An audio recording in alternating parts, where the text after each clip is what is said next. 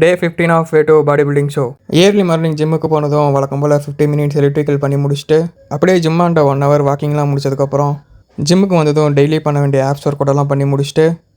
என்னோடய first meal 5 egg whites 1 whole egg அதை சாப்பிட்டு முடித்ததும் டெய்லி பண்ண வேண்டிய லெக் ஒர்க் அவுட்லாம் பண்ணி முடித்தோன்னே ஒரு 20 minutes ஸ்டெப் மீல் ஏறி முடிச்சுட்டு ஒரு 5 நிமிஷம் ஓய்வு எடுத்துகிட்டு 20 minutes ட்ரெட்மில் பண்ணி முடிச்சுட்டு